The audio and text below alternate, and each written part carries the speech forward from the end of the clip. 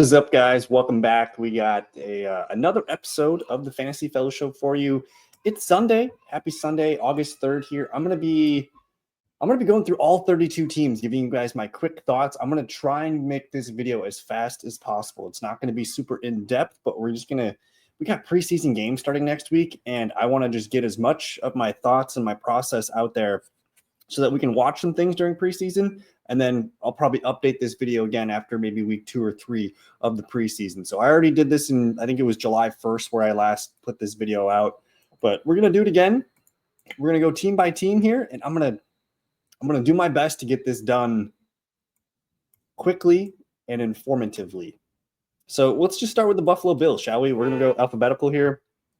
And Buffalo, man, this fantasy depth chart is interesting. We're drafting Josh Allen. I don't need to tell you to draft Josh Allen in the third round of your drafts.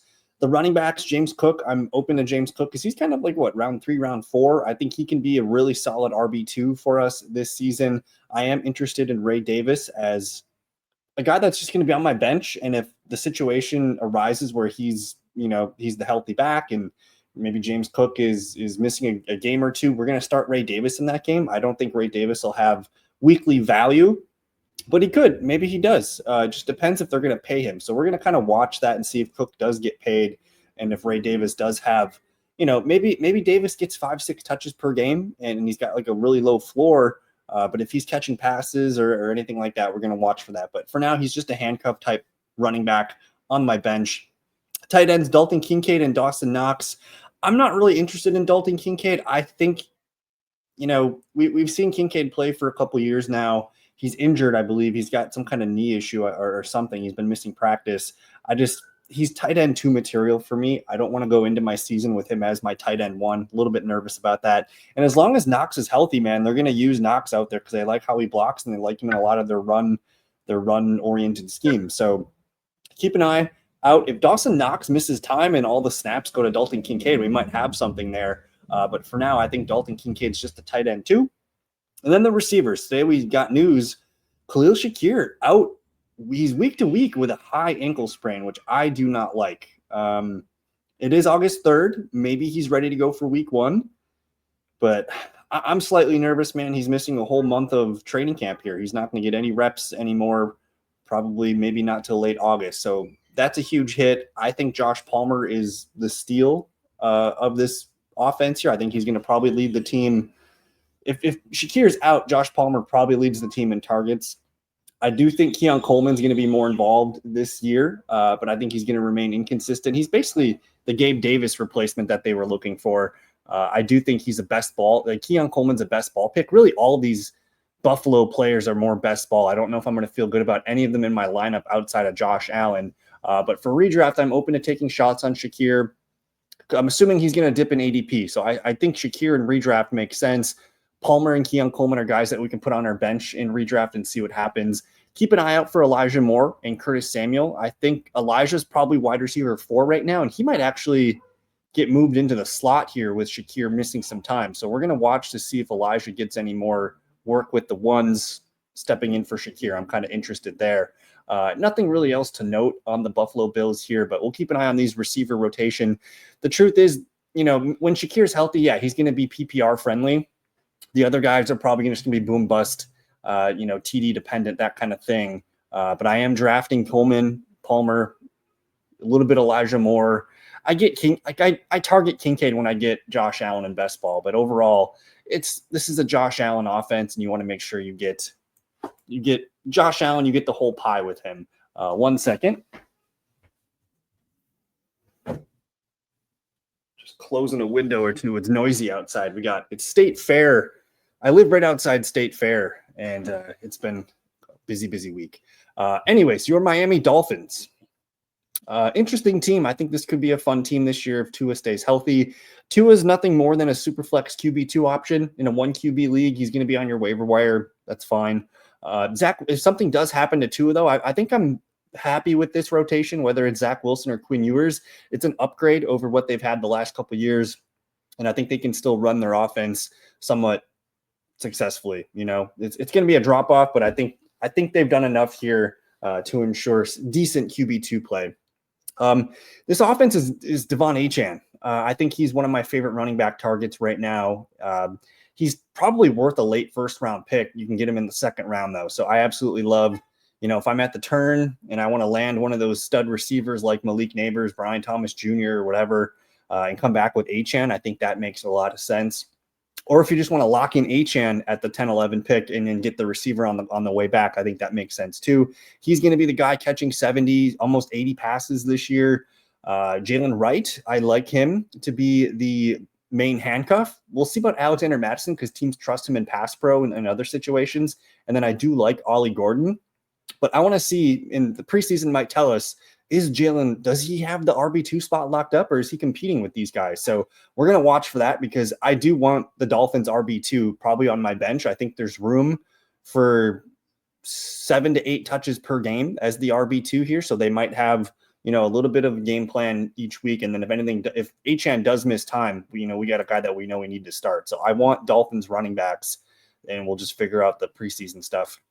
Now, this passing offense with Jonnu Smith gone, man, this just opened everything back up for Jalen Waddle and Tyreek Hill. I know both guys were frustrating last year and played through a lot of injuries, but I'm willing to buy Jalen Waddle and Tyreek Hill. Probably more Jalen Waddle than Tyreek Hill because he just costs less. And I think he's still a talented player. And I want to just kind of erase what he's done the last couple of years and hope that he can stay healthy. And then just, again, with Jonnu Smith missing, he's freeing up over 100 receptions. We might just see Jalen and Tyreek just get force-fed targets again, because I don't think Darren Waller is going to just be stepping right into that Jonnu Smith target share. Even though I like Darren Waller as a tight end too, he's just a tight end two for me. I don't know if I want to go into my season with Darren Waller as my tight end one. Best ball, sure, put him on as my tight end three. I'm looking at this offensive line here, and I'm kind of nervous. Patrick Paul, round 2 pick, I kind of like him. Don't really know much about the left guard situation here. It looks like we got 2 free agency kind of guys here. Backup. I don't know much about Aaron Brewer, but he came from Tennessee. He looks like he could be okay. But then we got a rookie right guard. Austin Jackson's pretty solid. And then we got another backup right guard here. So a little concerned about this offensive line. But overall, this team, man, I like teams that are like this because we know who's getting the ball. It's Achane, Jalen, Tyreek. I think all 3 of them are worth drafting at some point in your drafts. New England Patriots. Alrighty. I like this team a lot. They put attention to the offensive line. You bring in Will Campbell, left tackle, add Garrett Bradbury at center, Morgan Moses, right tackle, and we got, Cole Strange, who's pretty good, and I don't know much about Mike Onwenu, but this looks like a good offensive line to me just from the eye test, and I think it's pretty clear this team wants to run the football this year, and we'll start with Ramondre Stevenson and TreVeyon Henderson. I know I'm having a tough time click on TreVeyon Henderson where he's going in ESPN and Sleeper and in redraft leagues. I understand it in best ball because you have your playoff formats and, towards the end of the year, things could break well for TreVeyon Henderson. But in a redraft league, I'm just nervous that if Ramondre stays healthy, what do we really have here? We're buying a 6th round pick on a receiving back is what you're buying. And I think there's other players that I like in that range that are getting more touches, whether it's David Montgomery or James Conner or whatever. I like those guys more. But with Ramondre, I think he's in year 2 of his 4-year deal that they paid him. He's going to probably lead the team in carries. And he still has a decent handle on the receiving game and pass protection and things like that. He was just the incumbent veteran. For him to lose carries, TreVeyon's going to have to look really, really good running the ball, which I think he can. And, maybe a couple fumbles Ramondre's way could open things up for TreVeyon, but it's going to take patience. Because as long as Ramondre's healthy, I just don't see him going anywhere. They're paying him too much money for them to ignore him completely. And even if TreVeyon hops him, I don't think there's a scenario where TreVeyon's getting the ball 20 times a game. So I'm wondering, what do we win there with our 6th round TreVeyon Henderson shares? Whereas Ramondre, man, he's in the double-digit rounds. And yeah, he's going to get the ball 12 to 15 times a game, I think. And he's probably their goal line back.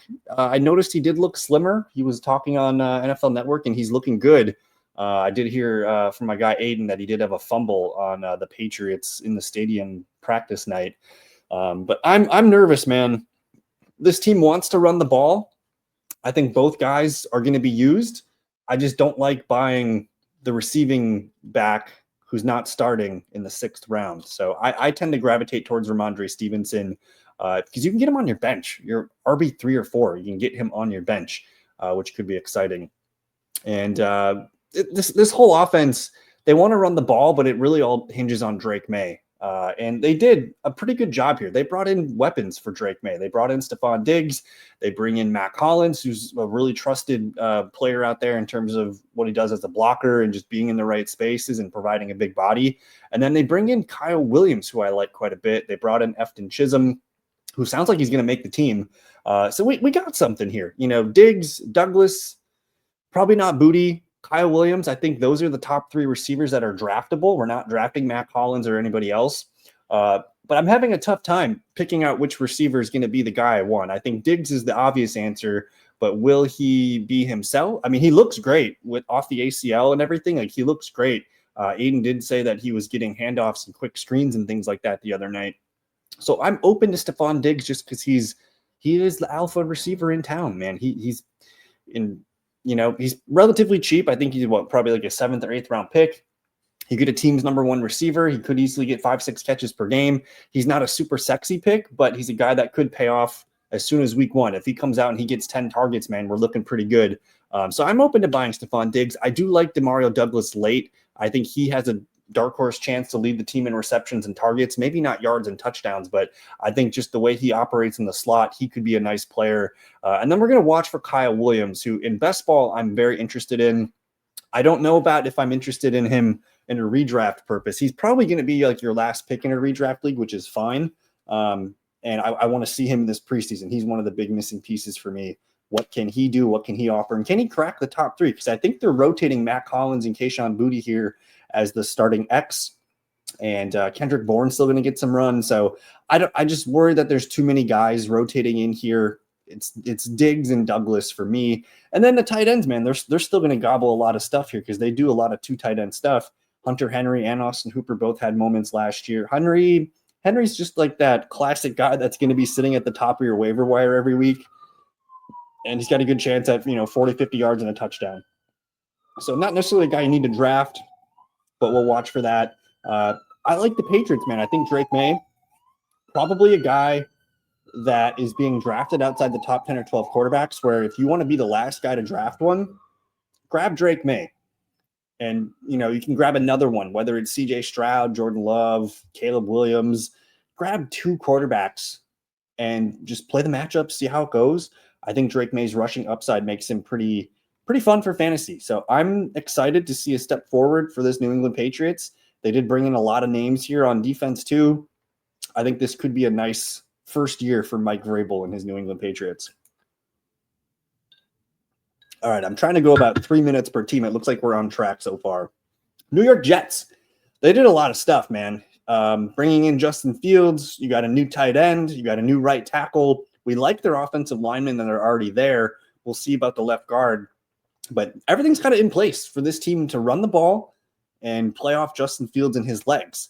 I think starting with Justin Fields, he's one of those quarterbacks that I like pairing with a Drake May. You can go out and start Justin Fields week 1. You could hope for your 50, 60 rushing yards. You could hope for a rushing touchdown and maybe even a passing touchdown. I think the Jets are going to be very tough to beat. They're going to play their style of football. We know their defense is good. We like this offensive line. And, the passing game is really the biggest question with this team. Is Garrett Wilson, Josh Reynolds, Allen Lazard, is that enough for them to be for teams to take them seriously, not, simply load the box. So we're going to see really quickly if Justin Fields can do it. I think he can. I think he is a top 10 fantasy quarterback this year if everything breaks right. Obviously, we have the dislocated toe or whatever, but he's fine. He's practicing and everything looks good on Fields. So I'm willing to take a shot on Justin Fields. And honestly, I think he's the identity of this team. I don't know if I need to draft a Garrett Wilson or a Breece Hall or a Brayon Allen. So I'm finding myself, if there's one Jet that I want, I think it's Justin Fields. The running game is going to be the meat of this whole offense. Breece Hall, he costs a 3rd round pick right now. And I like a lot of other running backs in his range. And I'm a little nervous, man. You have the weird stuff in the media with him and the coaching staff asking, does he really want to be here? And I don't think they're going to pay Breece Hall. I think Breece Hall is probably a free agent, and they're talking up Braylon Allen left and right. He's been kind of the star player in camps right now. Braylon Allen's a really young player. I think he's only 22 years old. And honestly, I did not like what I saw last year from Braylon Allen looking at his advanced metrics. But I understand he was 21 last year in a weird offense with Aaron Rodgers and things falling apart. I think there's a chance Braylon Allen is a better player this season and possibly take some stuff off of Breece Hall's plate. I think Breece Hall's still the receiving back. I think Breece Hall's still the guy that gets the more touches. But we do have to recognize Braylon Allen is probably one of those 1B running backs. You got to think like this is kind of the Detroit style offense. It's East Coast Detroit, what they want to kind of do with Jahmyr Gibbs, Dave Montgomery. I don't think we have a David Montgomery sized role for Braylon Allen. Maybe it's like 70% of that. But if he does get, 200 carries, Braylon Allen's going to be pretty good. I do expect Breece Hall to be good as well. So that's better for the Jets if Braylon's good. So we'll see what happens. I think I'm going to pump the brakes on Breece Hall for now. I'm open to Braylon Allen and this passing game, man. Garrett Wilson's kind of expensive for a third-round pick. We saw Fields make some magic with DJ Moore a couple of years ago, and he did fine throwing the ball last year in Pittsburgh. But I think Garrett Wilson, for where he's being drafted, there's just other players that I'm more excited about. Locking in Garrett Wilson as my wide receiver 2 every week, I don't know if I'm into it. He's going to be the obvious target share leader. So if you go by just simple numbers, he's going to be the guy when the play breaks down, it's third down, it's whatever. He's the go-to target. So he could pay off, but it just keeps coming back to Justin Fields for me being the one that I want. I'll take Wilson as a flex. And then it does sound like Josh Reynolds is the wide receiver 2. Not sure what happens after that. And then Mason Taylor, man, let's watch for him in the preseason. It sounds like he is kind of making his headlines here and looking like a player that could be useful for us, but he's not a draftable guy right now. He's a best ball pick and probably a guy we pick up on the waivers at some point this year. All right, the Dallas Cowboys. If you guys have watched my stuff, you guys know I'm into the Cowboys and this Dak Prescott passing offense. Let's start with the running backs, man. They did a lot of work here. Javonte Williams, Miles Sanders, just trusted vets that they can rely on. And then they bring in Jaden Blue and Phil Maffa. I think this whole room is up for grabs. I think we've seen good headlines from all 4 of these guys over the last couple of weeks.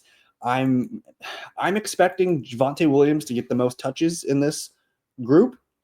I think he's their best just all-around talent or all-around player because he can run the ball well, he can catch the ball well, he can pass pro well, he can do everything that you want.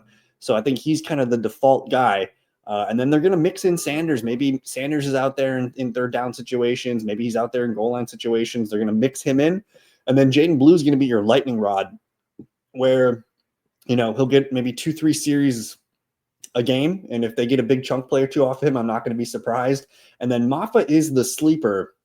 But I think it's going to take an injury to Sanders or Javonte Williams for Maffa to get moved up and into gameplay. I think Maffa is kind of just your special teams and your emergency back. But I do want to see how Maffa looks because we're starting to see some good reports on him. So this is one big area that we have to watch in preseason. But again, I think I'm willing to take a chance on Javonte Williams in my draft. I don't really like drafting Jaden Blue. I think he's a best ball pick. I don't think you're going to feel good about him in your starting lineup every week if he does get there. I think he's just going to be a guy that gets his 4, 5, 6 touches, maybe a big play or 2, something like that. So to me, it is Javonte, and we'll figure that out. But this game, just talking about the lack of quality in these running backs, this is Dak Prescott offense, man. He's going to throw the ball. They might throw the ball more than anyone in this league. This is setting up to be Cincinnati in the NFC, where if they don't have Micah Parsons out there, man, I don't really have a lot of trust in this defense. They're built to throw the ball, baby. You bring in George Pickens, you sign Jake Ferguson to big money. You still have Jalen Tolbert, CeeDee Lamb, obviously. Dak's going to throw the ball a ton. CeeDee Lamb, I think he is my favorite receiver to pick outside of Jamar Chase. I think George Pickens is going to operate in that T. Higgins role where, the ceiling outcome is 1,000 to 1,100 yards, 8, 9, 10 touchdowns is definitely in that vicinity. And he's going to be the big play that they need because they just haven't been able to do that the last couple of years. They tried it with Brandon Cooks. They tried it with even Randall Cobb, a couple other names. Michael Gallup was that for a little bit. I think there's room for 2,000-yard receivers in this offense. So I'm in on Pickens. I'm definitely in on CeeDee Lamb. Tolbert I take swings at deep in best ball leagues when I have Dak because he's just going to be the third guy. They're going to run a lot of 3 wide receiver stuff, and he's just kind of out there. Nobody really else that I care about, but keep an eye on Kevontae Turpin, who I've read is getting looks at running back as well. So he's going to be a guy that gets a carry or two. He's obviously a return man. He's kind of a fun best ball pick late because I can see him making some big touchdown plays. And then Jake Ferguson, man, I think he's a sneaky tight end 1 option. I think I'd rather have Jake Ferguson than Dalton Kincaid, maybe Jonnu Smith, somewhere in that range. But he's right in that like tight end 10 to 15 sweet spot. And he did not catch a single touchdown last year. I think those are going to swing back his way. And if he catches 5, 6, 7 touchdowns, man, he's going to find a way to be a top 10, top 12 tight end. Offensive line looks fine. We did have some injuries here, but I think everyone's going to be okay. I know Rob Jones got hurt. And Tyler Guyton, I believe he had the knee scare, but he turned out to be okay. I think it's a foot fracture or something. I can't remember. Maybe it was a knee fracture. He's on track, I think, to be ready for week 1, but we'll have to double check that. O-line is a strength when they're healthy. We just got to stay healthy. So I like the Cowboys. Dak Prescott, I didn't talk much about him, but I think he, after the top 5 QBs, then you have Mahomes at 6. I think Dak's right there up there with Baker Mayfield and Bo Nix and those guys because they're just volume, man. They're just going to throw the ball a shit ton. And then I want to see Joe Milton in the preseason. I think that's going to be good TV. And shout out to Charlene there. She's a big Joe Milton guy. All right, New York Giants. We'll be quick. I think this is the way we're going to see the quarterback shake out. You're going to let Russell Wilson take his lumps for about 10 games. At that point, the Giants will be 2-8, 3-7. We'll bring in Jameis Winston for 2-3 games. And then I'm expecting Jackson Dart to get the final 3 or 4 games to see what he can do as their first-round pick. So none of these guys are useful, I think, in redraft leagues. Superflex leagues, sure, you can take Russell Wilson. You can draft Jackson Dart and just sleep on him until he's ready. But I'm kind of avoiding the quarterbacks if I can. The running backs, man, we just got news on a Cam Scatabo setback. I think he's nursing a hamstring injury. He came back to practice, and then he re-aggravated it. So that is a red flag for me. I do not like hamstring injuries on my guys in August. And, a lot of people were liking Scatabo to be some pretty fierce competition for Tyrone Tracy, but now I'm not quite sure. Tracy might look like a really nice RB3 flex running back for us because he's going relatively cheap, right? He's around I think pick 100 or something like that in DraftKings and Underdog. So Tracy gets a small boost here. Devin Singletary's still not going to go away. So if Scatabo is nursing a hamstring injury, they have no reason to rush him back again. So we might see him kind of come along slowly. I do think Scatabo is one of those guys in best ball that, as the season wears on and they want to see what their rookies can do, I think Scatabo could be a guy that comes back around and becomes useful. But I think they're going to give Tyrone Tracy the start week 1 and let him touch the ball about 15, 16 times, something like that. Again, just probably like the first running back on my bench. I don't want to go into the year with him as my RB2, but he could play at an RB2 level. The offensive line doesn't look great. A lot of weirdness on the offensive line. And then really this whole offense is Malik Neighbors, who I know has got the toe injury. I'm skeptical of Malik Neighbors staying healthy all year. Just being able to take a beating, being 170, 180 targets this year. That's kind of the expectation. Can he survive that? He's already got a weird foot thing that they're monitoring. So if I were a Malik Neighbors dynasty owner or something like that, I would want his workload to be less. I would want him in that 150 range for targets, get him about 10 targets per game. That'd be, 150, 170 at the most, something like that. But keep taking Malik Neighbors. I think Malik Neighbors is one of the best receivers in the league, and you're not going to be mad drafting him. He just, like all players, have injury risk. Wan'Dale Robinson's going to be sneaky. PPR guy. He's going to be number 2 in terms of receptions. Darius Slayton just remains that big play guy. Good for best ball, whatever. But the guy that I think people kind of forget about is Theo Johnson. He was a rookie tight end last year that was starting to come around in the middle of the year, and he put a couple games together in a row, and it looked like, we were going to be picking him up on the waivers, and then he goes down for the season. But I'm definitely interested. Russell Wilson, we've seen him dial it up with tight ends before. I think Theo could be a sneaker guy that maybe at some point we're picking him up off the waivers this year.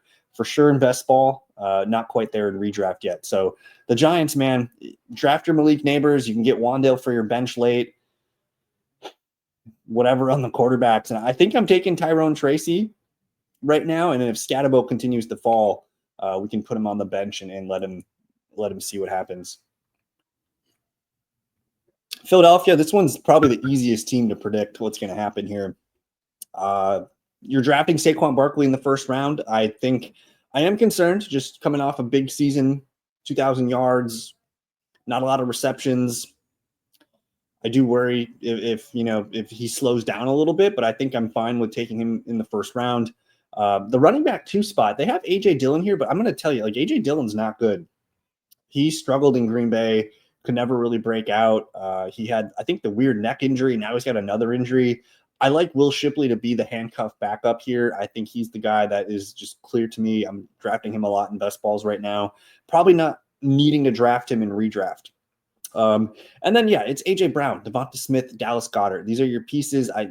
A.J. Brown, we're getting a discount on. I know he's up there in age, but you can get him as your wide receiver 2 this year, which feels really, really good. Devonta Smith, where he's being drafted, you can get him as your wide receiver 3. That feels great. And then Dallas Goedert, man, he was a big part of what they did last year down the stretch and into the playoffs. He was a really good player, and I think he's in a contract year. So I'm not going to be surprised if we see Goddard come out of the gates hot and just be a guy that catches 4 or 5 passes a game and goes from there. This team's awesome. Offensive line, one of the best. Jalen Hurts, underrated as a passer. You want Eagles on your team. I don't really know what else to tell you here. And it's one of those offenses that it's just like consolidated. It's like we were talking about Miami. Like it's the same blueprint. They have a running back, 2 receivers, and a tight end that they're going to just chuck the ball to a ton. The Commanders, man, this one's a weird one because Terry McLaurin demanding a trade, not getting paid. They don't have shit at receiver outside of Terry McLaurin. I think Deebo's fine. And I could see Deebo Samuel being a guy that comes out of the gates hot, and you're going to look really smart, I think, if you take Deebo and you start him week 1. I think he's going to be the hot hand. He's doing really good things in camp right now with Jaden Daniels. So I like Deebo, I think, right now. It's hard for me to figure out what's going on with Terry McLaurin. We got to wait for him to sign. We could see his holdout stretch into the beginning of the year, but I don't even want to waste time talking on it. If Terry McLaurin's out there week 1, I want Terry on my team as my wide receiver 2 or 3. I think Deebo is a wide receiver 3 flex. Nobody really else excites me. I think Jalen Lane's the guy that I want to see in preseason. I do want to see McCaffrey take another step forward, but really none of these guys are rosterable for redraft. Just maybe some best ball interests. Zach Ertz is the best value on this team. He is a top 10, top 12 tight end. He's 34 years old, but we see old tight ends last. And I just think a veteran tight end presence is really good for Jaden Daniels, and I'm willing to wait for Zach Ertz. Ertz is my tight end 1. If I go into the year with that, I think I'm feeling pretty good. And then, Jaden Daniels is the whole thing, much like Philadelphia and some of the other teams that have running quarterbacks. You might just be fine saying, yep, I'm going to cross all the Commanders off my list and just get Jaden, and just everything else works itself out. QB 3, 4, 5, somewhere in that range. I think I'm fine with it. I am a little worried, though, that we see the Commanders take a step back this year after taking such a huge step last year. So just a little bit of caution with that. And then the running backs here, you have Brian Robinson to lead the team in carries. You have Eckler to be the receiving back.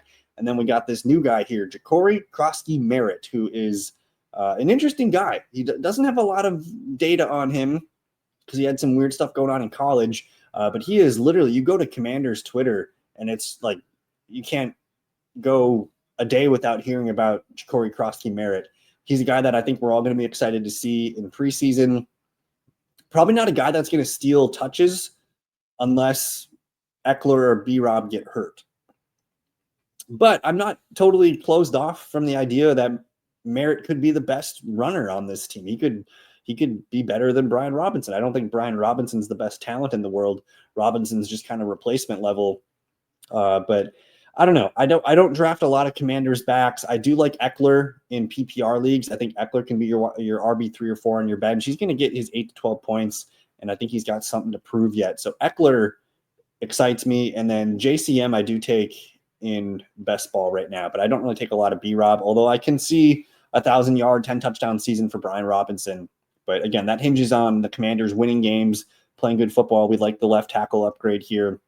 But I don't know. I'm kind of lukewarm on the Commanders this season.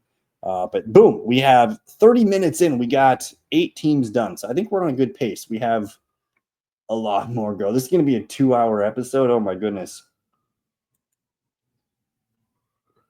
All right, working overtime for you guys on a Sunday. Don't forget to hit the like video and subscribe if you are new. Baltimore Ravens, man. We just got news. Isaiah Likely just got the foot injury? He's going to be out, and he might even miss week 1, week 2. He could be a pup-less candidate. So I've been telling you all to draft Mark Andrews left and right. I did get rewarded, and I got a lot of Mark Andrews shares, and he's rising up draft boards in best ball right now. So that note, and then Lamar Jackson was my MVP last year. I thought he was simply the best quarterback, and the Ravens were one of the best teams. He should have got the MVP again. I think he can be your QB1. I think he could be QB1 overall again. I don't need to tell you to draft Lamar. If you want to draft a QB early, he's one of my preferences. Derrick Henry, man, I fade him every year for the last 3-4 years, and he just keeps going. So I'm just draft Derrick Henry. Make sure you have a backup in case the tires finally blow on him. But I can't really say no, because he's at this point, him just running for a ton of yards and touchdowns, that is just what we should be expecting. And until he slows down, then we'll make that adjustment. But for now, he's not slowing down. So take Derrick Henry. Justice Hill's fine in PPR best ball situations. And then I do want to see if Keaton Mitchell looks good this preseason, because I think if anything does happen to Derrick Henry, like Keaton Mitchell could be a 10 to 15 touch guy. And then I don't know if anything about Rasheen Ali. I don't know how he's looking in camp, but we'll watch for the backups, because these guys are going to get a lot of run in the preseason. So we're excited about that. And then Cooper Rush provides a decent backup here, which I think is a good note. Let's see. We love Mark Andrews. He's one of my favorite tight end targets outside the top 5 tight ends. And then it's Zay Flowers, Rashad Bateman, DeAndre Hopkins. Don't fall for the DeAndre Hopkins. He couldn't even crack the field on the Chiefs last year. I think he's going to be a guy that probably gets a lot of playing time early, and then he just slowly fizzles and loses work to Devontae Walker, maybe Tylan Wallace. It sounds like Walker's having a nice camp, so we'll watch for him in the preseason. File that name away. But it's Zay Flowers, Rashad Bateman. Zay Flowers, I think, he's in that Devonta Smith role where he can be your wide receiver 3 flex. I think Rashad Bateman's more of a best ball pick for me. Maybe not a guy I want in my lineup every week for redraft, but he could easily be, the 4th or 5th guy, one of the first receivers off your bench. I think that's fine for redraft. We love the offensive line here. I love the Ravens, man. They have such a good offense, and it's supercharged with Lamar Jackson, Derrick Henry at the top, and then everything else just kind of trickles through that. Draft Baltimore Ravens. The Bengals. All right. I don't think the Bengals are going to be that good on defense here. We did get some Shamar Stewart finally back under contract here. They did add a couple draft pieces, and they signed TJ Slayton. I don't think it's enough to make them an average defense. I think they're still going to be a bottom 10 defense in the league. So expect more shootouts with this team. Offensive line gets a little bit of boost here. Lucas Patrick, who's kind of been a journeyman, and then they draft a left guard here, draft another left tackle. So I like seeing the offensive line talent coming in, but this team is made to throw the ball. I mean, Joe Burrow throwing for another 4,500 yards and 40 touchdowns feels very likely to me. He's probably one of the safer QBs, and he's the 4th or 5th QB off the board. I think that fits a good price for me. The only way he doesn't pay off his ADP is probably if he gets hurt, which at that point you can say about any quarterback. So we like Joe Burrow. And then the running backs, man, they let go of Zach Moss, which I thought was pretty interesting. And now I'm just like, I want Chase Brown on my teams, man, because Samaje Perine, we know he's just a 3rd down back. He could be their short yardage back, maybe. And then you got this rookie Taj Brooks, who I like, and he's going to be the guy that we need to watch in preseason. Of all the Bengals here, you want to watch for Taj Brooks just to see what he offers. And then Chase Brown, man, he's going to get the touches. He's going to get as many carries and as many receptions as he can handle. I do think his reception outlook took a little bit of a hit with Samaje Perine because Samaje Perine's he's such a good pass protector. They trust him in big situations on third down to pick up blitzes and to make those tight catches and things like that. So he did lose a little bit of PPR upside, but I think this is Chase Brown's backfield.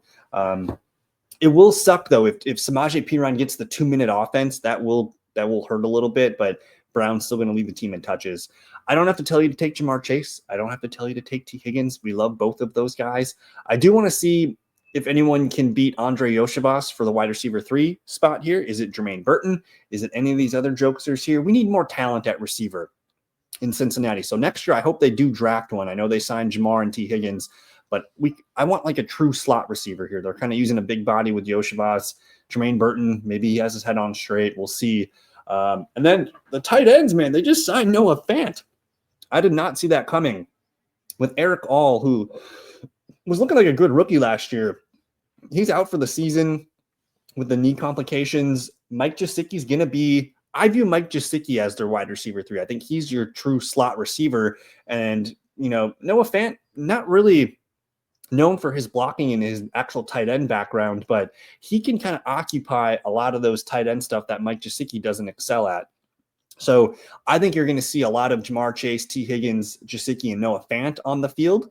If Fant can break into some of the Yoshibas and the Jermaine Burton snaps, I think that's going to be interesting. I want to see more 2 tight end stuff because this team uses a lot of tight ends. They like tight ends a lot. But Gesicki, probably the true number 3 receiver here. I think he's fine. More of a best ball pick. I don't know if I'm going to feel good about Gesicki in my lineup every week, but there's room for a couple tight ends to get playing time. I like the Bengals, man. I think the offense is probably it could be better this year than it was last year, which is scary to think about. It's just, hey, can we get this defense a little bit better, please? Yikes, the Cleveland Browns. Okay, Cleveland Browns. Quarterbacks, Joe Flacco, Kenny Pickett, Dylan Gabriel, Shadur Sanders. None of these guys should be drafted in redraft. I'm even nervous about wasting a best ball pick on these guys because I don't see any of them starting more than 7 or 8 games. So at that point, it's kind of like, why? Am I guessing Dylan Gabriel starting by the end of the year? Maybe with my round 20 pick. I think that's fine.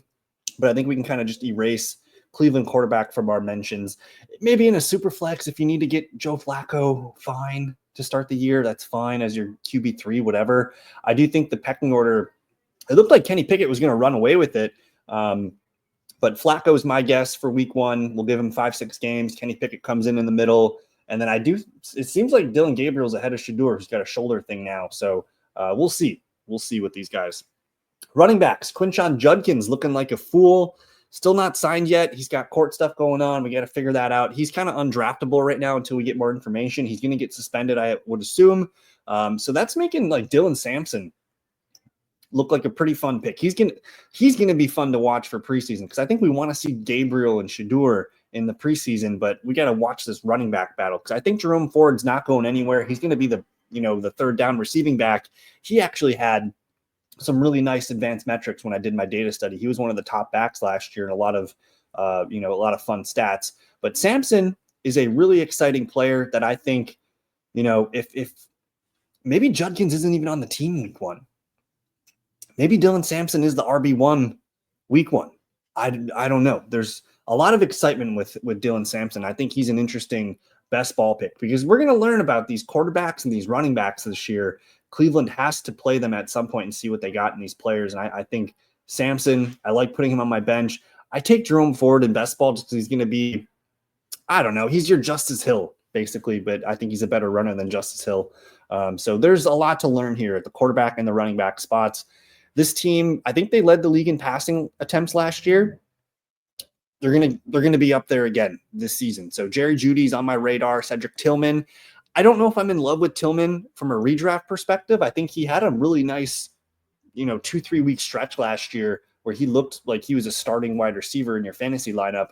And it sounds like he's having a tremendous camp as well. So Tillman, probably one of those guys you can sneak on the end of your bench. He's one of those guys I want in best ball because Cleveland's going to be losing. They're going to be throwing. And then Judy and Njoku are just, unsexy picks, but they're going to get their targets. They're going to be of use. And then I do want to see what Harold Fannin Jr., what his role looks like, because I don't think, maybe it's like an Isaiah Likely type role where they're moving him around and doing some fun stuff with him. I do think Fannin's probably the starting tight end next year, and they basically want to fast track him and get him ready for next year. So we'll watch for Fannin. We'll see what happens with Deontay Johnson in the slot. I think Deontay's talented, man. It's just, is he all right up there? So Browns, good offensive line. Could be a good team. They got some playmakers here, 2 first-round picks on defense. They brought in Malik Collett. Like, the defense looks okay, but we'll see. I think Cleveland's going to be one of those dirtier teams where you're going to have to earn your win against them, because I think they're going to be tough. Good offensive line. They got some playmakers on defense. Can they just get anything out of their quarterbacks and running game? The Steelers. Aaron Rodgers, just a super flex option. You don't want him as your QB1 in a 1 QB league. Best ball, it's fine. He's just not going to be chucking the ball for 300 yards and 3-4 touchdowns. He's going to have 1 or 2 of those crazy games, but he's not running the ball. He's not a guy that I want on my fantasy teams this season. I do want to see how Will Howard looks, though, in preseason. I think he's kind of a fun player that he could be their starting quarterback next year if he looks good. But this running back field, man, Jaylen Warren and Caleb Johnson, we did get a report that Jaylen Warren is kind of the lead back. I think it's a 1A, 1B situation for these backs. I do like Caleb Johnson. I did not want him to go to the Steelers, though, because Jaylen Warren, they bring in Kenneth Gainwell. Like, there's going to be no receiving upside for Caleb Johnson. So I'm crossing Caleb Johnson off my list. I don't want him at that ADP. I think it's kind of ridiculous. I can get David Montgomery instead of Caleb Johnson in that same range and feel pretty good about what I'm getting from David. But with Caleb, man, we're hoping that he can lead the team in carries. We're hoping that he can carve out some receiving work role. It's a lot of unknowns. I do want to see how he looks in preseason, because I think he could be electric. But man, yeah, maybe he leads the team in touchdowns. That could be his path. If Rodgers and Metcalf and everybody else is clicking, maybe they get a lot of red zone touches for Caleb Johnson. That could be true. And that could be the way he pays off if he gets, 8, 9, 10 rushing touchdowns. So I'll leave that out there. But if I'm going to leave a running back in my starting RB2 or flex spot every week, I think it's Jaylen Warren. I can't ignore Jaylen Warren. I think he's a good back. I think he's going to lead the team in running back receptions, and he might even lead the team in carries. We don't know that yet. And I think the addition of Kenneth Gainwell, who they're talking up because they like him. Kenneth Gainwell has been a really good third down back for the Eagles the last few years. So that's why I can't buy Caleb Johnson. I can't buy a guy that's not going to be involved in the pass game. Can't be trusted in pass pro yet. So we'll see. DK Metcalf, man, I think he's one of the guys that I need to go back to my drawing board and look at my numbers, because it sounds like he's just having a great camp with Aaron Rodgers. People are saying that he could be 80, 90, 100 catches this year. I do question Metcalf's ability to get open quick, because that's what Rodgers wants. But Rodgers is one of those guys that can put the ball anywhere he freaking wants. And even if DK Metcalf is covered, Rodgers is going to give him the chance to make those catches that, Geno couldn't do it. Russell Wilson maybe could do it. But Rodgers just has that pinpoint accuracy still. But I don't know. So Metcalf, I think he could perform as a wide receiver 2. I think he looks good as a wide receiver 3. After that, we don't give a crap about Robert Woods. I think Calvin Austin's kind of fine for best ball real deep, around 18, 19, 20. And then I do want to see how Roman Wilson looks in preseason. He's the one name to watch that I think, if he takes this, we didn't get to see him last year.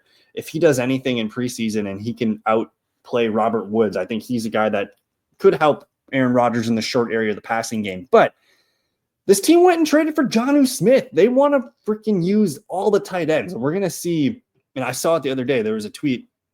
Arthur Smith is dialing up 4 tight end play sets where all 4 of these guys, and they're all good. Like, they all have their value. But we're going to see a lot of tight ends, a lot of 2 tight end stuff. Jonnu Smith and Pat Freiermuth, both guys could be of use. I think they're best ball only for me, though. I don't know if we're going to see Jonnu Smith catching, 5-6 catches a game like he did in Miami. But I do think you could be rewarded if you take Jonnu Smith. I think he's going to get open quick for Rodgers. I think Pat's going to be the red zone presence. that you want there for the touchdowns. And then I like the offensive line, man. It looks good. I think the Steelers put together a decent team for Aaron. We're lacking at the receiver spot. We're going to get a lot of 2 tight end stuff. They're going to mix all the backs in here, and I think it's going to be a tough offense to figure out because they have so many answers. Moving on to the NFC North. All right, we're doing pretty good. We're averaging about 15 minutes per division. Chicago Bears, man, I'm getting nervous. I think Ben Johnson might not be the answer this year. Maybe it takes more time. There's a lot going on. Chicago sounds frustrated, but I loved what they did in the offseason. This is from a Packers fan, by the way. They completely overhauled that offensive line. Joe Thuney, Drew Dahlman, Jonah Jackson, like they just beefed up the middle of their offensive line. They bring in Colston Loveland. They bring in Luther Burden. They draft some other veteran, or they brought in some other veteran receivers.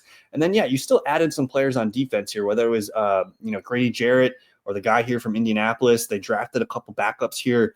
Chicago had a really nice offseason, but it's all around Caleb Williams, man. I don't think this team has the personnel to mimic what Gibbs and Montgomery did. I think Swift is a good pick, though. Just look at that offensive line, the reception upside. I want DeAndre Swift on my team over Caleb Johnson, over Trayvon Henderson. I think that's the better pick because he's going to lead the team in touches. I feel pretty good about that. He stays healthy. He's touching the ball probably almost 300 times this year. I do want to see how Roschon looks in this new look offense. And then Monangai here, the rookie out of Rutgers. I think he could be a guy that maybe gets work as the year goes on. I want to see how he looks in the preseason, but I'm buying DeAndre Swift now. And this is rare. I've never really been a DeAndre Swift guy throughout his whole career, but I think it's just lining up for him to get a lot of touches this year. But I think Roschon is still a good back. Hasn't really gotten his chance yet. We'll see how he looks in preseason coming up here. We'll talk about the receivers here, Rome Odunze, DJ Moore, and then Luther Burden. I don't know why they got Olamide Zaccheaus there starting. It's Burden now that Burden's back and healthy. And it sounds like Burden he looks so good in that 87 jersey, by the way. I'm glad he took a big number and not, the Odunze, DJ Moore route. But Burden, he could be the best receiver on the team this year, man. I think where his ADP is, I think I feel better about clicking him late in drafts than I do about DJ Moore round 4, Odunze round 5 or 6. I still want to bet on Rome Odunze's talent because I think he's very good. But Ben Johnson's slot receiver, man, is just different. Amon-Ra St. Brown completely took that spot and he just blew up. And if they're going to give Luther Burden the slot, I'm definitely interested because I think this is a 3 wide receiver set team. They're going to be hard to cover if you have all these guys on the field and Colston Loveland out there in the middle. But I'm nervous about taking Bears receivers. I think at this point, my attention's on Luther Burden because he's so cheap. I think DJ Moore and Rome Odunze are going to be fine, but I don't know if they're going to be able to beat their ADPs. I think they're just kind of layups. They're not really home runs, if you will. And then Loveland. I think Loveland, if you can envision a Sam Laporta tight end 1 season for him, I think that's a little too much. I think he's more of a top 10, top 12 tight end option for us this year. Someone that you want to pair with another tight end, whether it's, say you want to draft Loveland and Zach Ertz. You start Zach Ertz week 1 and see how Loveland looks. Something like that could work, but they have everything. It looks good on paper, and now we just need to see it shoot off the paper. Detroit Lions. I mean, we don't really need to spend a lot of time with Detroit. It's one of those teams we know what they're going to do. Jahmyr Gibbs easily could be the RB1 again. He was last year, and a lot of people, look at that and say, oh, Saquon didn't play last game of the year, which is fine, but Gibbs is still one of the best running backs in the league. Receiving, sounds like he's getting more work as a receiver, which should excite you. And then David Montgomery is he's just meat and potatoes. I want my 225 carries. I want my 10, 12 touchdowns. I think he looked good as a receiver last year too. So Montgomery, still room for him. I like Montgomery a lot for his ADP value. He's just a guy that, put him in my RB2 spot. I feel good. The Lions are going to win games. They're going to give Monty the ball to ice games out. It's great. Jared Goff, he's been a top 10 quarterback the last few years. He just offers no rushing upside, so he's usually not a guy that I'm drafting, especially in 1 QB leagues. I'm not drafting Jared Goff. Super flex, though, that's a different conversation. I think he's a great QB2 option, and he's being, pushed down boards. So Goff, super flex, sign me up. Sam Laporta is one of my favorite tight end options. He's a top 5 tight end lock for me. I think he's got a good ADP. It feels good there. And then the receivers, St. Brown. I haven't drafted a lot of Amon-Ra. I'm nervous about him staying healthy. He did have a little knee procedure this offseason, which makes me hesitate a little bit. Can he be himself this year? He's still going to be the lead guy here. As long as he's healthy, he's catching 8, 9, 10 balls a game. But I think Jameson Williams is potentially due for a huge season. It sounds like, and these are his words, like they're letting him run more routes. They're expanding his route tree.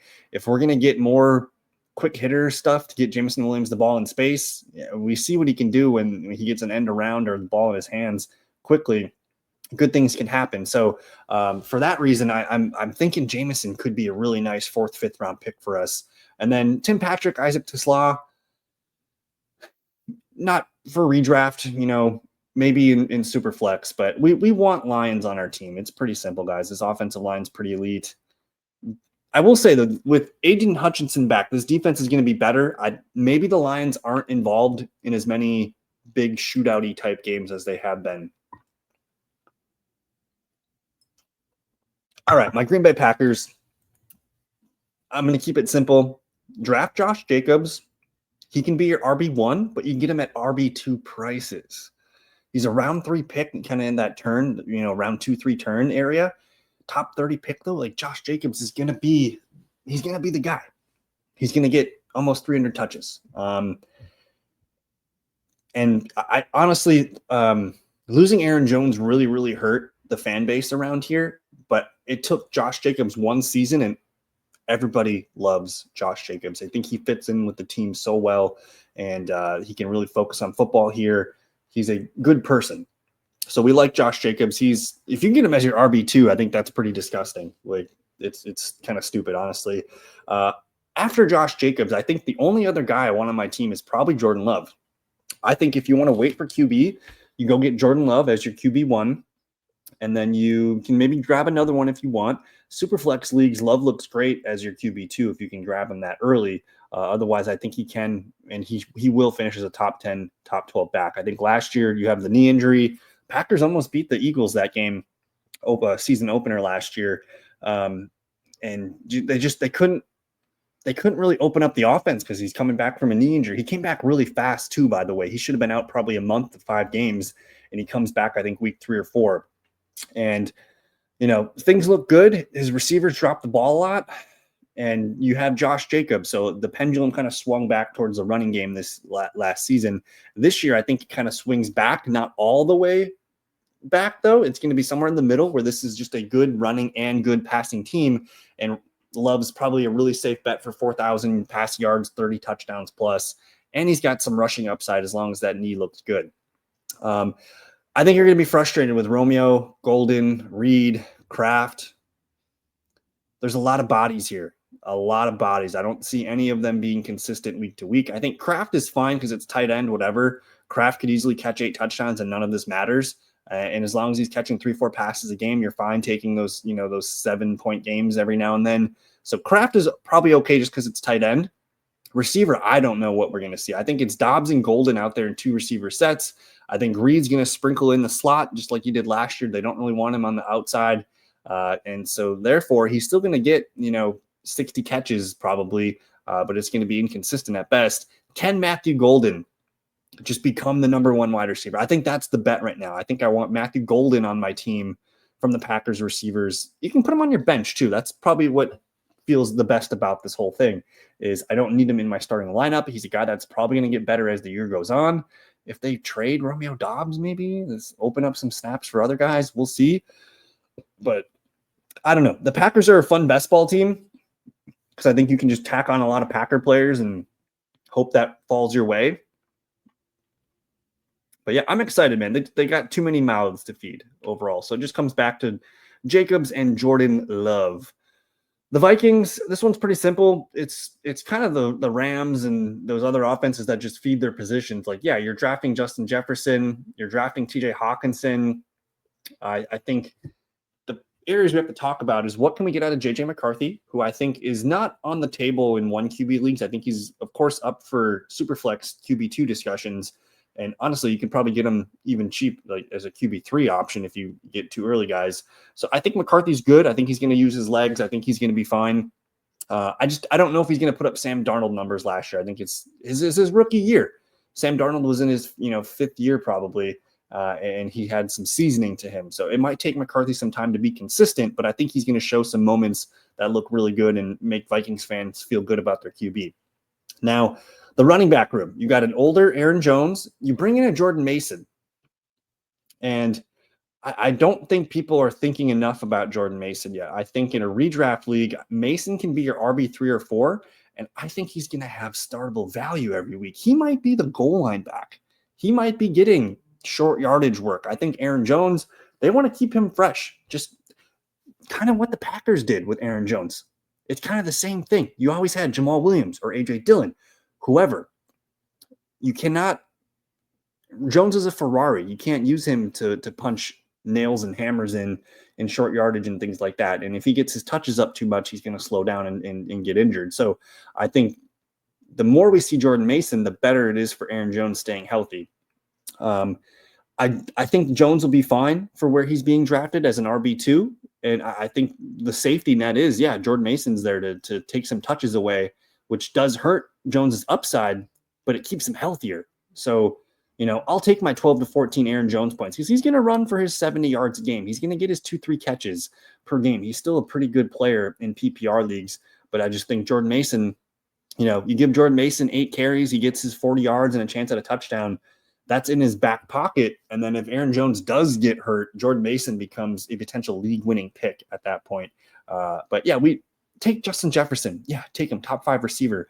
TJ Hawkinson, I think, has a chance to – he was coming back injured last year. He's fully healthy this year. I think he could be a really good target for J.J. McCarthy. I don't find myself taking a lot of Jordan Addison. One, he's kind of a knucklehead just with the off-the-field stuff. And then we have a suspension coming, I think, sometime soon. I don't know if his game's going to mesh for J.J. McCarthy. Like, can McCarthy feed 3 usable receivers? I don't know.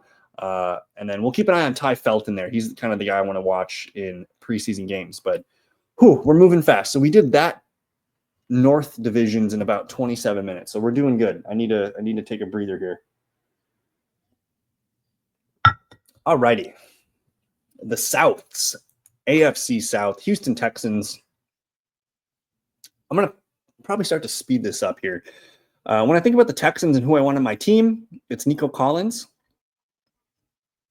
That's about it.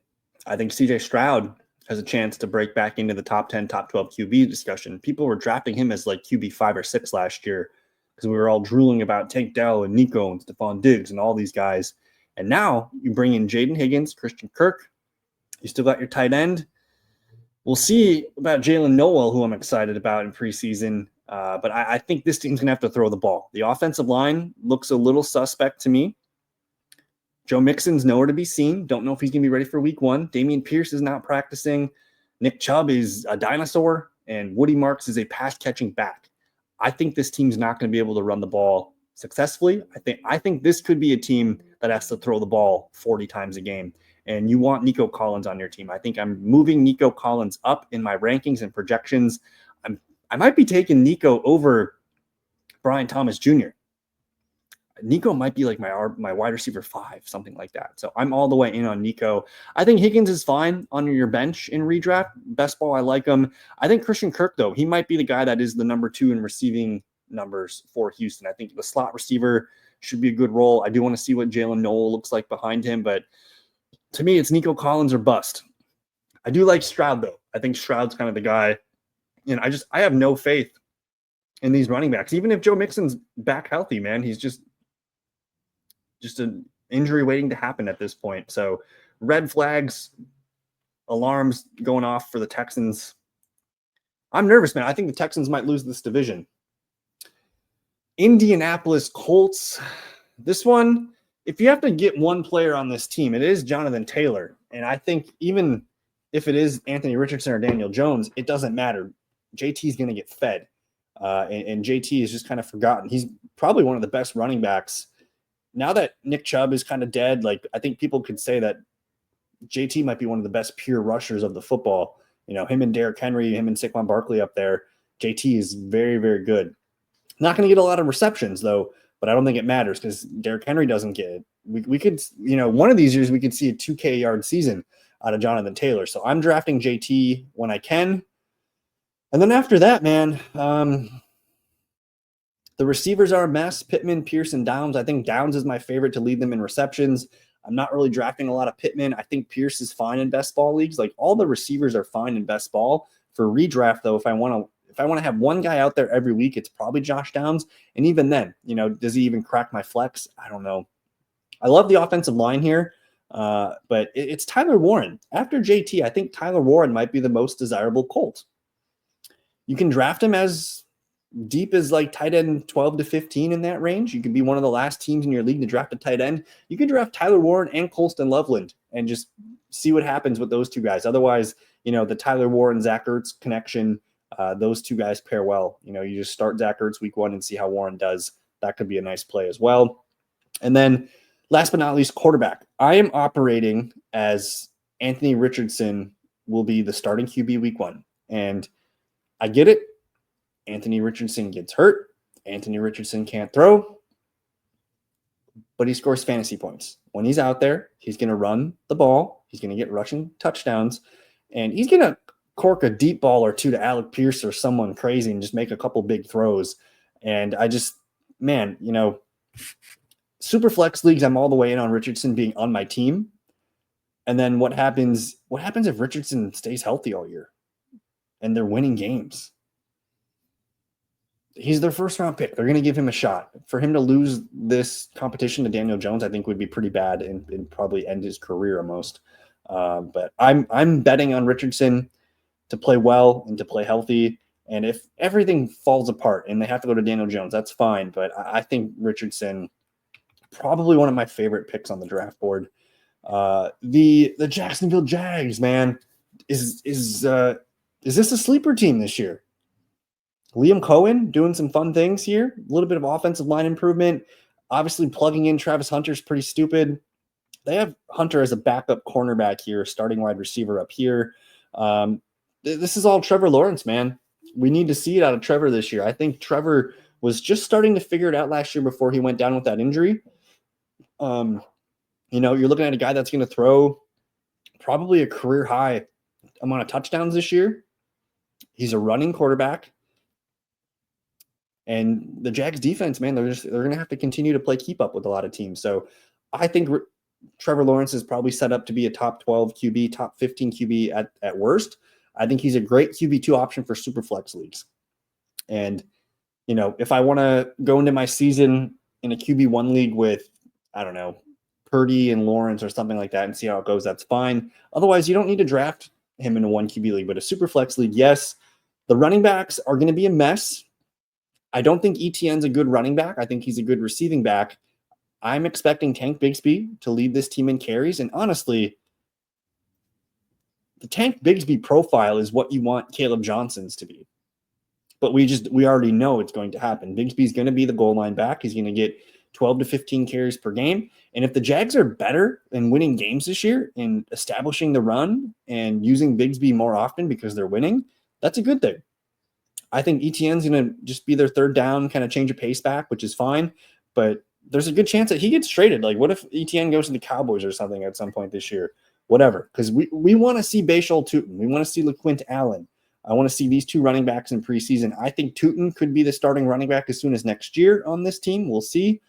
If not, just be the receiving, change of pace back that ETN's going to be. And then LaQuint Allen's actually like a legit receiving back. So a lot to figure out here in Jacksonville, but my money's on Bigsby leading the team in carries, ETN being the receiving back. It's kind of like the Pittsburgh situation, but I think Jaylen Warren's a bigger upgrade here than ETN. And then, Brian Thomas Jr., draft Brian Thomas Jr. He's freaking good. Travis Hunter. I think you want him on your teams, man. I think you could be looking at a really fun player to root for in fantasy this year. And maybe he only catches 800 to 900 yards, but he's going to be making big plays. We know he's really good. Hunter can be your wide receiver 3 flex or your first guy off the bench. And then don't sleep on Diami Brown, who I think in best ball, he's one of my most drafted guys. I think he's just going to be open a lot because you have to worry about BTJ and Hunter. And then the big sleeper here is Brenton Strange, who could be your really he could really be your tight end one. He's definitely a tight end two option for you in best ball, but he could be a guy that just racks up a bunch of catches and things like that. So we like Jacksonville. I think they're a fantasy-friendly offense this season. The Titans, I don't really have a lot of faith here. I think Cameron Ward's just super flex only, maybe best ball kind of guy. The receivers are pretty gross. Van Jefferson, Calvin Ridley, Tyler Lockett. Got some rookies here, which we'll see how they look in preseason. And I do like Restrepo, who played with Cam Ward at Florida or Miami. But Calvin Ridley is probably the only guy I want to bet on here. And really, the week-to-week fluctuation on his points could be pretty frustrating. So I think he's more of a best ball pick for me. I honestly don't know if there's a single Titan that I need on my teams this year because running backs are going to get split. Tony Pollard, Tajay Spears. It's probably more of like a 60-40, maybe a 65-35 type split. I do think Pollard's going to be involved, but don't have a lot of faith in this offensive line. Don't have a lot of faith in Cameron Ward and these weapons. I think this could be a really a struggle year. We could be looking at the Titans getting new coaching staff next year. I just don't think there's enough here for me to feel good about this for fantasy. I'm kind of nervous. It could be a long year for Titans fans, Cam Ward. We'll see. I don't want to poo-poo this whole offense here, but for fantasy, man, maybe you can sell me on Calvin Ridley, but I'm kind of looking the other way here on the Titans and looking elsewhere. So there's your AFC South. NFC South, your Atlanta Falcons. We got Darnell Mooney injured right now. Not sure if he's going to be back for week one. When it comes to Titans or to Falcons I want on my team, yeah, it's Bijan. Bijan, by the way. It's Bijan, not Bijan. Bijan. And then Drake London. Those are really the only two guys that you need on your teams. If you don't get Bijan round one, draft Drake London. You want one of these two guys. These are the horses. It's pretty consolidated. The passing offense is London. Bijan's going to get as much as he can handle. And is this the year for Kyle Pitts? I think Kyle Pitts, I'd probably rather have Kyle Pitts than Dalton Kincaid. So he's kind of right in that sweet spot, tight end 12 to 15 for me. I think just with the injury to Mooney here, that could open things up early for Pitts to come out hot. Maybe we see him more used as a traditional Mike Gesicki type slot tight end. Something like that could work. They did bring in DJ Chark, so that tells you about the Mooney injury. But we're not drafting Ray McLeod. Best ball maybe. But Darnell Mooney, we'll see. He's probably a guy you can put on your bench. But for redraft, man, he's going to just have those crazy ups and downs. So I think he's more of a best ball pick for me. I do like Michael Penix Jr. in a super flex setting, not a one QB league, but a super flex setting, yes. And of course, best ball. But this is London. This is Bijan, Robinson, and maybe a little bit of Pitts. Carolina's kind of a fun team this year. I think we saw Bryce Young grow up a little bit last year and figure some things out and put some good game on tape. So Bryce Young, still not quite there for one QB leagues, but I think super flex leagues, I think you can feel good about him as your QB2. And a lot of that just has to do with who they drafted in Tet McMillan in the first round here. And I do like a lot of their depth at the receiver position. That's a strength for them. This is a good receiving room, but it's Bryce Young, maybe just getting a little bit more consistent now with these weapons and a good running game, decent offensive line. I think for Chuba, not a good receiving profile from him the last couple of years. I think they bring in Rico Dowdle to maybe be a change of pace third down back, and then ETN to be a guy that could mix in down the stretch. So I don't find myself drafting a lot of Chuba. I think Chuba's a good running back, but if he's not getting the PPR upside that I think Dowdle is going to take away from, I'm a little bit nervous. So I think this all kind of comes back to being Bryce Young's offense. And yeah, take McMillan, man. I think it's kind of a slam dunk right now in the fifth, sixth round. I'm into that. I think he's really good. Shades of Mike Evans to his game. I think Leggett, best ball, Adam Thielen. You can draft Adam Thielen and see how it goes. He's up there in age, but he just keeps on producing. So I'm open to Thielen in redraft. Leggett's purely best ball. I think Coker's best ball. We'll see how Jimmy Horn Jr. looks in preseason games. And then Hunter Renfrow, man, does he make the team? I'm kind of excited about Hunter Renfrow being back in the league. And then the last but not least guy here is Jatavian Sanders. I think he's going to separate himself as the clear tight end, and he can be a sneaky tight end 2 option for you. I take him a lot in best ball because he's so cheap. but we'll watch for that. I do want to see how Mitchell Evans looks, but I think Sanders is a nice talent here for them. So I like the Panthers. The Saints will be quick here. I think Chris Olave is fine. I expect him to lead the team in receptions and targets. I don't feel good about him, but he's the number one receiver on a bad team that's going to have to throw the ball. And yeah, they have bad quarterbacks, but so do the Browns. They're going to have to throw the ball anyways. I do think Rashid Shaheed, though, might be the better pick of the two. He goes way later. He's a big play guy, and people forget how good he was at the start of last year. Like, he might have been a league-winning pick had Carr and Shaheed stayed healthy. So those guys I'm interested in. Don't give a crap about Brandon Cooks or any of the other receivers here. Tight end, I'm not drafting a Saints tight end. They just use all these guys too much. Jawan, Foster, Taysom Hill, whatever. Just cross Saints tight end off their board. Quarterback, I'm expecting Tyler Shuck to play the majority of the games, but maybe they put Spencer Rattler out first. Maybe they just throw him to the wolves and let's see how this offense looks a little bit, and then they can move to Shuck. So I want to watch the pecking order there. I do think Tyler Shuck is a best ball QB3 for us, maybe a super flex bench spot, something like that. But these running backs, man, Alvin Kamara is going to be the guy. He's going to lead the team in carries, going to lead the team in reception for the running back group as well. So I think he's fine as your RB2. But Kendre Miller, man, can he finally stay healthy and put some good – because he's a good running back when he's healthy. I want to see if he can be the RB2 or this Devin Neal out of Kansas. So we're watching that RB2 battle here. I think, though, do we need a New Orleans Saints on our team this season? Even Kamara feels a little bit scary to me. I'm kind of iffy on the whole Saints. Tampa Bay Buccaneers. Chris Godwin, man, I think he's on the do not draft list. We have no clear updates on his ankle. He did have a cleanup secondary surgery on that ankle. He's not practicing yet. Week 1's probably not happening. I'm going to bet that he's going to be on the PUP list to start the season, which is 4 games, or maybe it's 3 games, 4 games. So that's just opening up the field here for Ibuka to be the number 2 receiver. And honestly, if you really pause and think about it, like if Godwin is taking forever to get back on the field and he's not up to speed, like he might not be 100% at any point this season. Ibuka could just lead this team in receptions, targets, yards, probably not touchdowns because Big Mike is there, but I could see huge things for Ibuka. He's probably my favorite player to draft right now. I'm reaching for him. I want him on all my teams in best ball because I just think he's just going to be a guy that gets better and better. As the year goes on, he can be your Jarvis Landry. He could be your Chris Godwin from last year, and Godwin was a league winner. So the role for Ibuka out of the gate could be massive. And then it's Bucky Irving. Yeah, I want Mike Evans, Ibuka. I want Bucky Irving, who I think is just going to get better in year 2. We're going to see Rachaad White just get put back more into the back burner here. Maybe Rachaad White gets traded at some point, but we want Bucky on our team. Baker Mayfield, man, I don't like clicking on Baker Mayfield. I do like the offense here, but for him to go off the board as QB 7 or 8, I just don't know how much room he has to shoot above that. Like, I don't think he's a top 5 QB. If anything, I think there's a chance that he regresses a little bit this year from last year's numbers because he ran the ball a ton and got a lot of boosted numbers that way. He threw a lot of touchdowns. So a little bit of nervousness there with Baker, maybe not providing much ceiling at his ADP cost.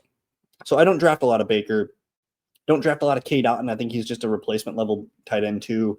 And then I do want to see what happens with Jalen McMillan, because if Godwin is out, McMillan could be a good best ball pick here.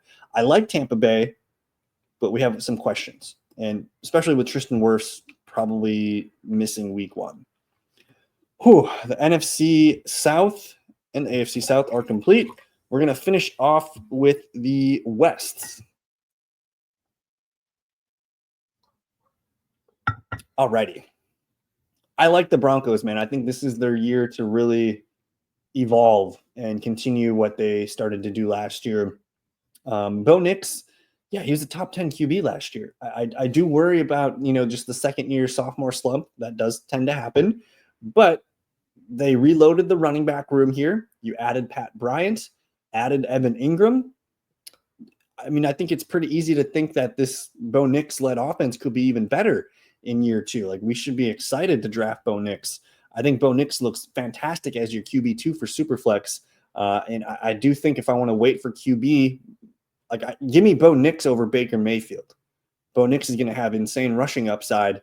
And, if he's moving Evan Ingram's such a huge upgrade as to what this team had at tight end last year.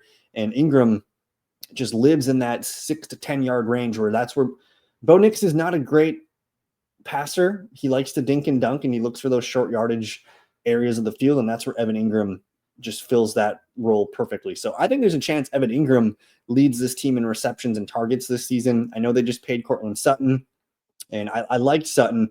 Sutton's more of a best ball pick for me, but I think he does have, a really nice wide receiver 3 profile for your redraft leagues. So it's Sutton, it's Ingram. I'll take Bo Nix in a 1 QB league. And then the running backs, man. I think healthy J.K. Dobbins is going to be frustrating. I think R.J. Harvey is the better receiving back. I'm not sure he's better than Dobbins right now as a runner.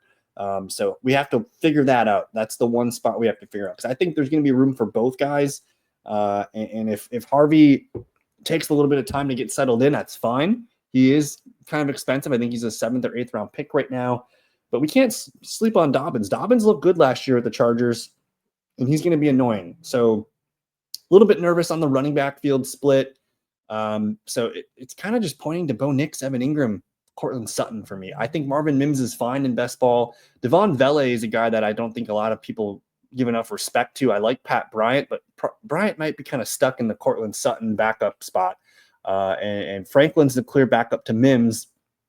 I think Vele could just be a guy that is annoying and ends up catching a lot more passes than we expect. So I like Denver. Offensive line looks pretty good.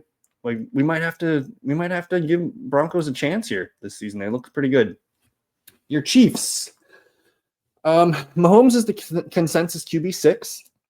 I think, it's tough.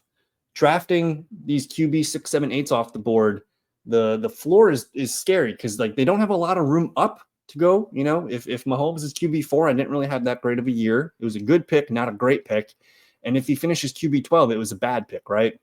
So my preference is usually I like to wait for quarterbacks outside of the top 10 or 12. That way I can have a bigger move up. If they finish as a top 5, 6, 7 QB, it looks like I hit a better pick.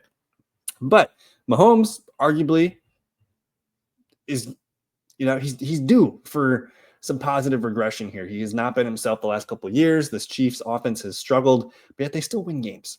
You have year 2, Xavier Worthy, Rashee Rice coming back. We'll see on his suspension. Hollywood Brown back, Jalen Royals. Those are the top 4 receivers. I think Juju's going to be involved a little bit. So we like the group of weapons. Kelsey's up there in age, but we like the backup tight ends. I think this is a good year to take Mahomes as the QB6 off the board.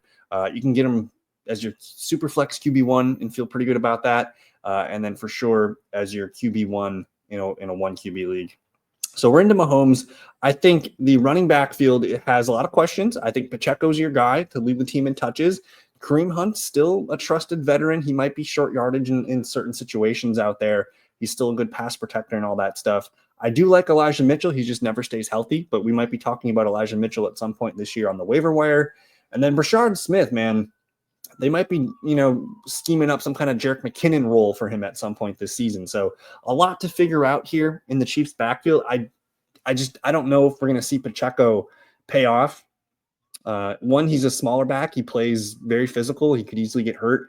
And then we're looking at a bunch of weird stuff here from the Chiefs running back. So Pacheco's fine. He's just not the identity of this offense. It's Mahomes, it's Kelsey, it's Worthy, it's Rashee Rice. Those are the players you want from the Chiefs. I like Worthy on my team. I just don't like Rashee Rice as a person. Just he's kind of a knucklehead, and I think he's going to be fine, but you cannot expect him to pick up where he left off last year because Kelsey was still not himself. Worthy was not quite involved yet. Rashee was really – and Hollywood Brown wasn't on the field yet. Rashee was really the only guy on the field, and he's coming off a knee injury. I personally just don't think this is the year to draft Rashee Rice. We have a suspension coming at some point. To me, it's Worthy. I don't really want Hollywood Brown or Jalen Royals on my team. I think those guys are, deep best ball picks. But I'm taking Worthy over Rashee, and Kelsey's fine. If you want to collect Kelsey on a discount this year, that's fine. You can trust him in your lineups every week. He's not going to put up those top end numbers anymore, but he's still deserving of a tight end 1 spot in our rosters. The Raiders, the Pete Carroll Raiders. It's kind of fun, right? Close your eyes. Yeah, I want Ashton Genty. Yeah, I want Brock Bowers. Kind of want Jacoby Myers, man. I think Myers is the wide receiver 1 on this team with Geno Smith. Like, we just saw Geno Smith light it up with Jackson Smith and the Jigba. Slot receivers for Geno could be really nice. So I think Jacoby's kind of a sneaky wide receiver 3 flex. I'd rather have Jacoby Myers than Jaden Reed, than Chris Godwin, than a lot of those weird players that go in that range. Deontay Thornton's going to be the starting outside receiver. Trey Tucker's kind of whatever. I don't think Jack Besh is going to be a thing until Jacoby Myers leaves, because I expect Besh to play in the slot. So a little bit interested in best ball for Deontay Thornton. I like Jacoby. I like Brock. I like Genty. And Geno Smith, man, super flex, QB2. He's got a little bit of rushing upside. He's got great weapons.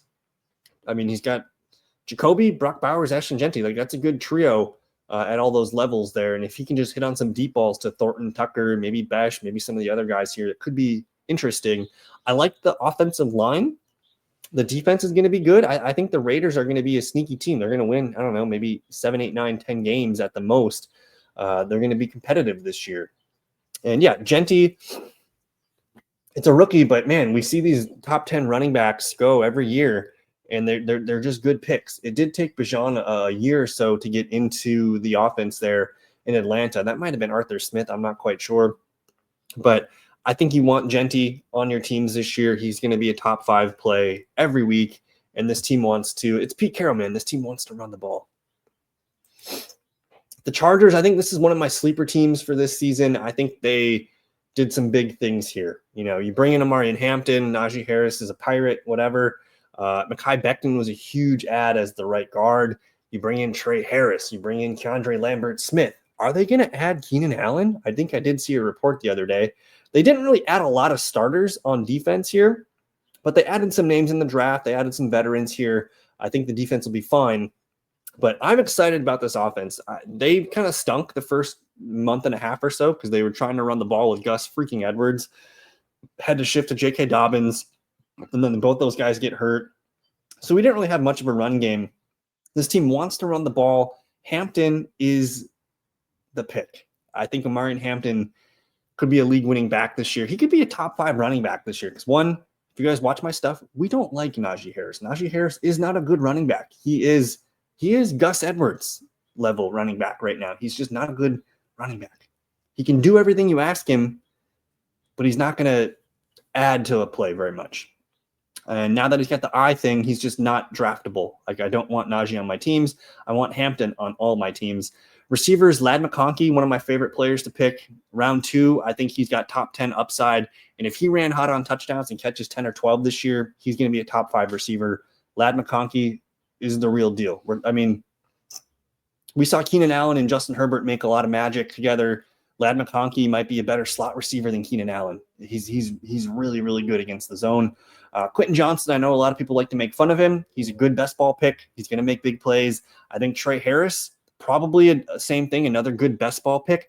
I don't know if we're going to want to have Trey Harris or Quentin Johnston in redraft leagues. If I had to choose one, I'm going to go with Trey Harris, who could just get better over the year. And who knows, maybe he overtakes Quentin Johnson at some point for the number 2 receiver role.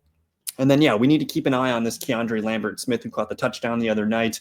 Darius Davis is still going to get some deep special work there. And then the tight end room is such a freaking mess. Will Dissly caught the preseason touchdown. Tyler Conklin's there. Oronde Gadsden is the rookie tight end. It's probably not going to be anything that we want for fantasy. You know, we're probably going to be looking at these guys on the waiver wire all year, so we're just not in on the tight ends here. But Herbert, I think Herbert's a top 10 QB. I think after Mahomes at 6, I think you have this group of Herbert, Dak, Bo Nix, maybe Kyler Murray.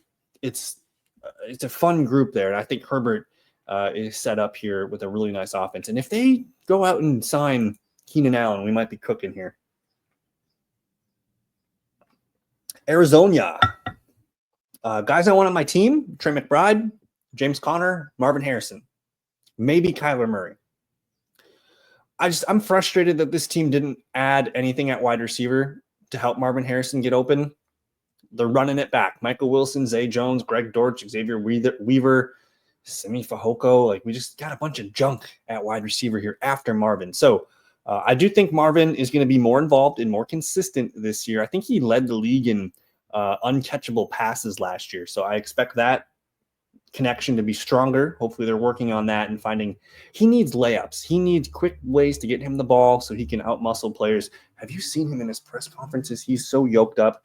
I think Marvin could have a nice year where he runs hot and catches a 10, 12 touchdowns, something like that. And I want to see him go over 1,000 yards. So I am buying Marvin Harrison Jr. I think we're going to, bet on him this year. If you bet on him last year, I think I'm going to double down on Marvin. Trey McBride, yeah, Trey McBride's a great pick. I think I prefer McBride in the third round than Bowers round 2. The offensive line looks okay. It's pretty much all the same as last year, so hopefully they're getting better and gelling more. But this running back field, James Conner, and they just kind of operate with Conner just being the stud back. When Conner's healthy, he gets everything. I think Trey Benson's kind of a useless pick. I don't think he has enough work when Conner's healthy to be relevant. And even if Conner is hurt, they like Michael Carter and Amari DiMercado and DJ Dallas in the receiving game. So we're talking about, a Tank Bigsby level running back that's just going to get 10 to 12 carries, something like that. I do like Benson's talent, but it's been very clear all last year they mixed in other running backs when Conner was out. So I'm not really drafting Trey Benson a lot. I think, one, he's a handcuff. And 2, we have inconclusive evidence of what happens if Benson is the lead back. I just don't think the PPR value is going to be there. So I like James Conner. Conner had one of his best years last year, and they use him as a workhorse. If Conner goes down, this offense is probably in trouble. So yeah, I like the Cardinals. I'm just a little frustrated in their lack of weaponry at the receiver position. The Rams, starting to get a little nervous about Matthew Stafford not being out there yet. I think he's got his back injury. Assuming Stafford's going to be out there week 1, this team could be pretty freaking good. Devontae, Puka, Higbee, Kyron. It's a pretty good group. I think Devontae's a huge upgrade over Cooper Kupp, who we'll talk about in a second. Didn't see any signs of Devontae slowing down, so I think he's going to remain doing what he does, catching 80-some passes, 1,100 yards, 8-9 touchdowns, something like that. But it's Puka. Like, Puka is the only guy that I truly want from this team. I think Puka is one of the best receivers in the NFL. All of the advanced metrics back that up, and having the presence of a Devontae Adams could just light Puka on fire, and he could just be helped out in massive ways because you have to respect Devontae Adams, and you kind of have to play Puka straight up. So Puka is worth it. I think he's a top 5 receiver. I think Devontae, really nice wide receiver too for you if you miss out on Puka. Tutu Atwell is going to be the number 3 receiver there, but I do want to see Jordan Whittington worked in a little bit. And I'm hearing some good reports on Kanata Mumfield. I think he was out of Pittsburgh. So keep an eye on him for preseason. Offensive line looks fine. It's not the best, but it's capable. And then I expect Tyler Higbee to be the lead tight end all year. He did come back last year at the end of the year, and he played well. I like Terrence Ferguson a lot for Dynasty. Unless Tyler Higbee gets hurt, we're not going to get anything out of Ferguson this year. So I want to watch him in preseason, see how he looks. 2026 might be the year of the Ferg. Higbee actually has a chance to be relevant and redraft off the waiver wire. Stafford, I don't even draft Stafford really in Superflex leagues just because he doesn't have the rushing upside that I'm looking for. I think that late, I'm looking at, my Bryce Young. I'm looking at my Anthony Richardson. I'm looking at just a few other guys. I don't take Stafford in 1 QB leagues. I don't take him in Superflex. I am drafting Kieran Williams still. I want to see. I don't think Corum's all that good. I think Jarquez Hunter has a chance to be the RB2 here. So we'll see. They're still going to – it's kind of like how the Cardinals use their running backs. Like, it's all Kieran all the time. And then we'll see about RB2 here. I think Hunter is the name to keep an eye on. So I like the Rams. We just need Stafford to get out there. What the hell? 49ers are a bit of a mess. Close my eyes. I want Kittle. Kind of want McCaffrey. I don't know. McCaffrey burned me last year, guys. I think I'm in the 16th year of my longest league. I've missed the playoffs one time heading into last year in 15 years. I take McCaffrey with my first overall pick in a Superflex league. and I took last. It was my worst fantasy season of all time. Yeah, I took him in a Superflex league, first round, because I just thought he was going to eat, and I never take running back early, and I've been haunted by it. And but I think there's reports of McCaffrey potentially gaining a step, looking healthier, looking stronger. Just these receivers, man, Ayuk, Pearsall, Jennings, none of them are really healthy right now. Kittle's going to be one of the best values at tight end 3 off the board. I love George Kittle on my teams. McCaffrey, I'm fine with taking him in the first round pick, because if he's healthy and he plays all year, he's going to be a slam dunk. He's going to look real good. And at this point, he's going to be the offense again. I do think Garendo offers a little bit of some relief too, where we don't have to get McCaffrey 20-25 touches. Garendo's going to get some because of his speed. And we'll see about Jordan James, who I think they like what he did at Oregon. But McCaffrey's a good pick. I think Brock Purdy is going to be a good pick. We just need these receivers to figure it out. Ayuk might be a PUP guy to start the year. He hasn't started practicing yet. I think Ricky Pearsall is a fun upside pick. You can put him on your bench as your wide receiver 4 or 5. And then Juwan Jennings, he's got a calf injury right now. I expect Juwan Jennings to probably lead the team in targets this season. But he's not healthy. He's not happy. He wants a new deal or he wants a trade. A lot to figure out there. I think pecking order-wise, Juwan is the lead target. I think Pearsall is probably the guy that I want, though. And then keep an eye on this Jordan Watkins, who's been getting a lot of work. Just with all the injuries up here, he's been getting a lot of work with the first team. And then I still like Demarcus Robinson, who's been good in LA the last few years. He does have some DUI stuff coming. He could get suspended. So we got to figure out the receivers here. Until then, I can't really be super excited about Brock Purdy as my QB1 in a 1 QB league. I think Purdy for Superflex is probably where it's at. So we got to figure some stuff out over there in San Fran. All right. Hour and a half into the show. Here's our last team, the Seattle Seahawks. You want Jackson Smith and the Jigba on your team. I think his value in the third round is pretty good for PPR leagues. I think Marquez Valdes-Scantling is going to be out there to start the year, but we're hearing reports on this Torrey Horton making some plays, so keep an eye on him. I also liked Ricky White. I think he was at UNLV. I like both those guys. We'll see if they can figure out who's going to be the number 3 over MVS. And then Cooper Kupp, man, it did look like he was slowing down last year, so he's not really a guy that I want to put on my team. I think it's all JSN in the passing game. And then just leaving Noah Fant off this team, we got A.J. Barner, who quietly caught 30 passes and I think 4 touchdowns last year. And then the rookie Elijah Arroyo, really fun prospect. I think was he Miami too? I like Elijah Arroyo. I don't know if any of these guys are going to be consistent enough for fantasy, because they're both going to play. So if there was just one guy, we'd feel good about it. But I think they're going to mix. They're probably going to mix in Saubert too. They just do that. But keep an eye on Elijah Arroyo. I still like A.J. Barner a little bit. Quarterback Sam Darnold, just a super flex option for us. I do like Darnold. Like, give me Darnold over Matthew Stafford in a super flex, just because he can run the ball and he's got decent weapons.